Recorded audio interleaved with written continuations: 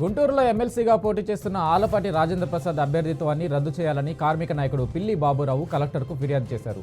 ఈనాం భూములను కబ్జా చేసిన ఆలపాటిపై చర్యలు తీసుకోవాలని ఎన్నికల రిటర్నింగ్ అధికారిని కోరినట్లు ఆయన చెప్పారు.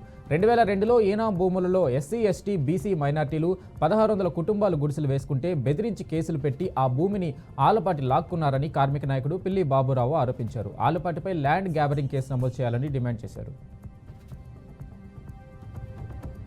జగిత్యాల జిల్లా మెట్పల్లి సబ్ డివిజన్ పరిధిలో గత కొంతకాలంగా ద్విచక్ర వాహనాల దొంగతనాలకు పాల్పడుతున్న దొంగను పోలీసులు అరెస్ట్ చేసినట్లు తెలిపారు. నిందితుడి నుండి బంగారు, వెండి ఆభరణాలు, ఒక మోటార్ సైకిల్ స్వాధీనం చేసుకున్నట్లు సిఐ నిరంజన్ రెడ్డి తెలిపారు. నిందితుడు ఇప్పటి వరకు 40 దొంగతనాలు చేయగా 28 కేసులు కోర్టులో పెండింగ్లో ఉన్నాయని అధికారులు వెల్లడించారు.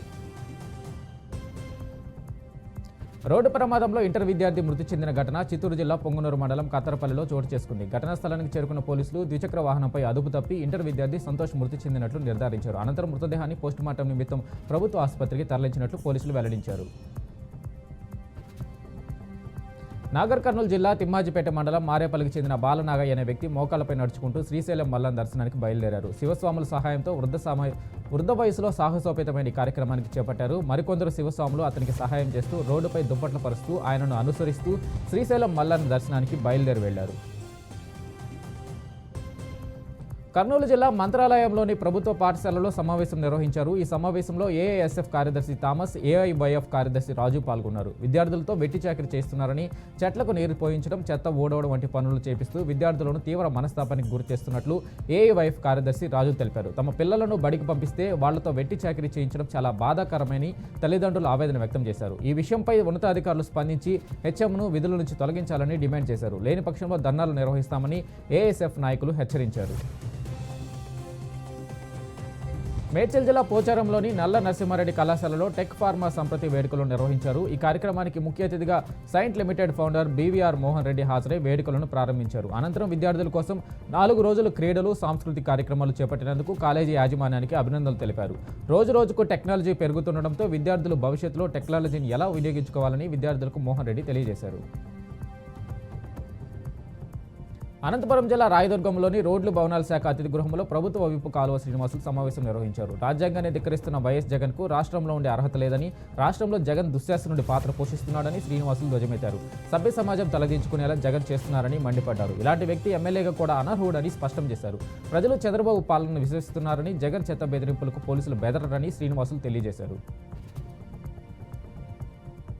కర్నూలు జిల్లా ఆదోని మండలం పెసలబండ గ్రామంలోని సచివాలయం కార్యాలయంలో కలెక్టర్ మౌర్య భరద్వాజ్ రెవెన్యూ అధికారులతో కలిసి సమీక్ష సమావేశం నిర్వహించారు. రీసర్వే పైలట్ ప్రాజెక్టుగా ఎన్నికైన పెసలబండ గ్రామంలో జరుగుతున్న రీసర్వే ప్రక్రియను క్షేత్రస్థాయిలో తనిఖీ చేసినట్లు కలెక్టర్ తెలిపారు.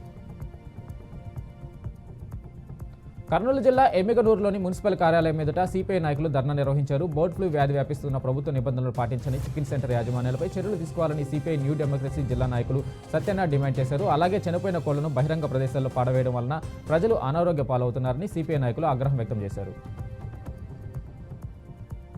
సత్యసాయి జిల్లా పుట్టపర్తిలో స్వర్ణాంధ్ర లక్ష్య సాధనలో భాగంగా జిల్లాలో 20 సూత్రాల కార్యక్రమాలు నిర్వహించాలని కమిటీ చైర్మన్ లంకా దినకర్ తెలిపారు. కలెక్టరేట్లోని మినీ కాన్ఫరెన్స్ హాల్లో collector TS Chetan, MLA Sindhur రెడ్డిలతో కలిసి 20 సూత్రాల అమలుపై అధికారులతో చర్చించినట్లు తెలిపారు. ప్రతి కుటుంబానికి మంచినీరు అందించాలన్న లక్ష్యంతో డిపిఆర్తో జలజీవన్ మిషన్ అమలు చేయడానికి నిర్ణయం తీసుకున్నామని వెల్లడించారు. నిర్మల్ జిల్లా కేంద్రంలో ఛత్రపతి శివరాజు మహారాజ్ జయంతిని పురస్కరించుకుని భారీ బైక్ ర్యాలీ నిర్వహించారు. జిల్లా కేంద్రంలోని ఎన్టీఆర్ మినీ స్టేడియంలో ఈ ర్యాలీని బీజేఎల్పీ నేత ఏలేటి మహేష్ రెడ్డి జెండా ఊపి ప్రారంభించారు. ఈ ర్యాలీ నిర్మల్లోని కొత్త బస్టాండ్, అంబేద్కర్ చౌరస్తా, వివేకానంద చౌకుల మీదుగా శివాజీ చౌక్ చేరుకుంది. ఎమ్మెల్యే మహేష్ రెడ్డి శివాజీ విగ్రహానికి నివాళులు అర్పించారు. మొఘలుల గుండెల్లో రైళ్లు పరిగెత్తించిన వీరుడు ఛత్రపతి శివరాజు మహారాజ్ అని కొనియాడారు. ప్రతి ఒక్కరూ ఆయనను స్ఫూర్తిగా తీసుకుని ముందుకు సాగాల్సిన అవసరం ఉందని, ఎంతైనా ఉందని ఆయన చెప్పారు. 9వ తరగతి చదువుతున్న విద్యార్థి ఉరివేసుకుని ఆత్మహత్య చేసుకున్న ఘటన శ్రీకాకుళం జిల్లా మందస మండలంలో చోటు చేసుకుంది. లోహరి బంద జెడ్పీహెచ్ఎస్ స్కూల్లో 9వ తరగతి చదువుతున్న విద్యార్థి మధ్యాహ్నం 3 గంటల సమయంలో స్కూల్ నుండి ఇంటికి వెళ్లిందని తరగతి గదిలోని విద్యార్థులు తెలిపారు.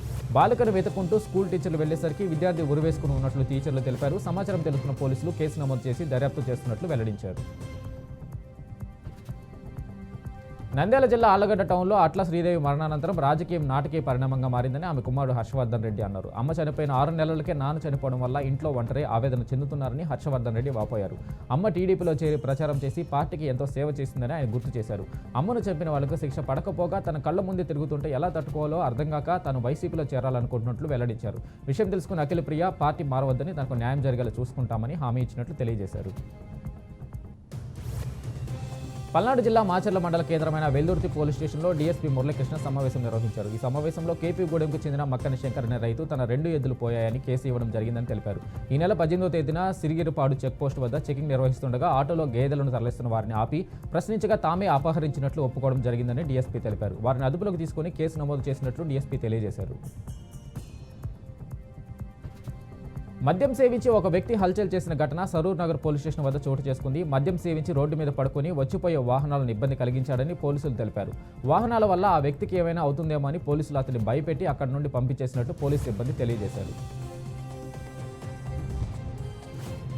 రంగారెడ్డి జిల్లా ఇబ్రహీంపట్నంలో ఆర్డీఓ ఆఫీస్ ముందు సిపిఎం నేతలు ఆందోళనలు చేపట్టారు. పేదలకు ఇచ్చిన భూములను రామోజీ ఫిల్మ్ సిటీ యాజమాన్యం ఆక్రమించారని, రామోజీ ఫిల్మ్ సిటీ యాజమాన్యం 15 సంవత్సరాల క్రితం లిఖితపూర్వకంగా ఇచ్చినట్లు సిపిఎం నేతలు తెలిపారు. ఆర్డీఓ కార్యాలయంలో జరిగిన చర్చలకు రామోజీ ఫిల్మ్ సిటీ ప్రతినిధులు హాజరు కాలేదని మండిపడ్డారు. చర్చలకు ఖచ్చితంగా రావాలని, లేకపోతే రామోజీ ఫిల్మ్ సిటీని ముట్టడిస్తామన్న సిపిఎం నేతలు హెచ్చరించారు. అనకాపల్లి జిల్లా నాతవరం మండలం ములుగుపొడి మెయిన్ రోడ్లో భారీగా గంజాయిని పట్టుకున్నట్లు నాతవరం ఎస్సీ భీమరాజు తెలిపారు. సుమారు 120 కేజీలు గంజాయి కారులో తరలిస్తుండగా పట్టుకోవడం జరిగిందన్నారు. పట్టుబడిన గంజాయిని అల్లూరు జిల్లా డోనూరు పరిసర ప్రాంతం నుండి తీసుకొస్తున్నారని ముందస్తు సమాచారంతో దాడి చేశామని ఎస్ఐ వెల్లడించారు.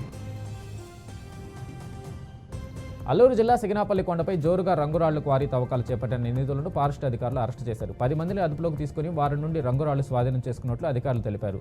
నిందితులు తూర్పుగోదావరి జిల్లా పత్తిపాడు మండలం వమ్మంగి గ్రామానికి చెందిన వారిని ఫారెస్ట్ రేంజ్ అధికారి శివరంజని తెలియజేశారు.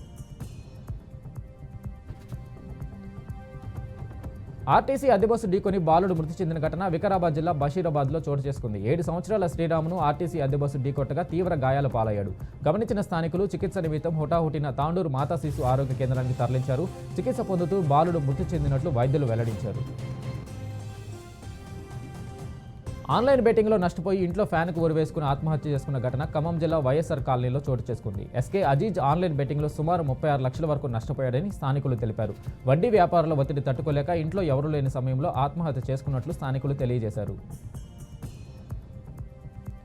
విశాఖ పోలీస్ కమిషనరేట్ పరిధిలో వాహనాల హ్యాండ్ ఓవర్ మేళా నిర్వహించనున్నట్లు సిపి శంకరప్రసాద్ బాగ్జీ తెలిపారు. రకరకాల కారణాలతో ఎంతో కాలంగా సీజ్ చేసిన వెహికల్స్ పోలీస్ స్టేషన్లో ఉన్నాయన్నారు. కొత్త సిస్టమ్ ఏర్పాటు చేసినట్టు తెలిపారు. దీనికోసం యాప్ను రూపొందించడం జరిగిందని, ఆ యాప్లో బైక్ ఓనర్స్ వివరాలు తెలుసుకుని బైక్ ఇవ్వడం జరుగుతుందన్నారు.